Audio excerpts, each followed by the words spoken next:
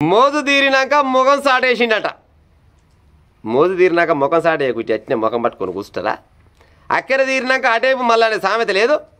అక్కడ ఉన్నంతసేపం ఇక్కడ మళ్ళీ అని చెప్తారట, అక్కర అయిపోయినాక అక్కడికాయ మళ్ళీ అని చెప్తారట. అది ఏది చెప్పినా పెద్దలు ఏది చెప్పినా వాళ్ళు వాస్తవమే చెప్పారు.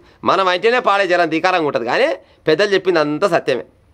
ఏడ జరిగింది ఈ ముచ్చట అంటే సూర్యాపేట దగ్గరనంట ఒక పొరగాడు, ఆయన పేరు రమేష, 22 ఏళ్ళు ఉంటాడంట. ఆయన డిగ్రీ చేస్తాడంట. అయితే బంజారాయిల్స్లో ఒక ఆమె ఉంటుందంట. బంజారాయిల్స్లో ఒక ఆమె ఉంటే ఆయనకి ఈమెకి ఇద్దరికంట ఇన్స్టాలో పరిచయం అయ్యారట. ఇన్స్టాలో పరిచయం అయ్యి నీ పేరేం పేరు నా పేరుకి ఇది, నీ పేరేం పేరు నా పేరుకి ఇది, ఏం చేస్తున్నావు ఏం కథ మొత్తం అలా అభిరుచులు అన్నీ కలిసినాయంట. ఒకరికొకరు కలిసంగానే లవ్లో పడ్డారంట. లవ్లో పడ్డానికి ఏమైతే లవ్ తర్వాత ఫస్ట్ ఫ్రెండ్షిప్, తర్వాత ప్రేమ, తర్వాత కామం. ఇంకా ఇద్దరు మంచిగా సంసారం చేస్తున్నారంట. సంసారం చేస్తున్న సమయంలో మరి మీ ఇంటి ఆయన ఎక్కడ పోయింది, ఎప్పుడు చూసి నువ్వే పడుతున్నావు అంటే మా ఇంటి ఆయన చచ్చిపోయి సాండోలు అని చెప్పిందట. అమ్మర కొడుక ఇక ఏడు ఒకలేదురా, నాకు లైన్ క్లియర్ అనుకున్నట. నాకు పిల్ల ఉందంటే పిల్లని నిన్ను ఇద్దరిని చూసుకుంటా, నిన్ను పెళ్లి చేసుకుంటా అని చెప్పిందట.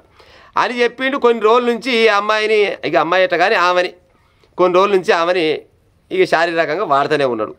ఇక ఆయనకి మోజు తీరిపోయింది. మోజు తీరిపోయినాక ఇప్పుడు ఫోన్ ఎత్తలేడంట, మెసేజ్ చేస్తున్నాడు, ఏం చేస్తున్నాడంట, ముఖమంతా మార్చుకొని ఆనంతలాడు ఉంటాడు, ఈ మాత్రం ఉంటాడు. పోయేకంగా ఫోనే బంద్ పెట్టిండట. ఏగలేకపోయి పోలీసు వాళ్ళ కాడ కంప్లైంట్ ఇచ్చిందట. పోలీసు వాళ్ళు ఏం చేస్తారు చెప్పురి, ఆయన తీసుకొచ్చి సంసారం చేయబెడతారా? అమ్మ నీకు ఒక పిల్ల ఉంది, ఆడేమో పోరగాడు, ఆడు ఉడుకు మీద ఉన్నాడు, ఆడు పాడైపోయి ఏదో తొత్తరవాపు కూడా నీతో సోపత్ చేసిండు. ఇంకా నేను పెళ్లి చేసుకుంటాను ఎట్లా నమ్మినావు అమ్మ? ఇంకో గిసోంటి ఆడవాళ్ళు చాలా మంది ఆగమవుతారు. మా అమ్మ కానీ ఈ ఇన్స్టా తిరుగు ఓకూరి పొయ్యి అల్లా లేని ప్రేమలని సక్కదనాల కాపురాన్ని పిల్లల్ని మొగల్ని ఆగం చేసుకుని ఉపాయం చేయకూరి.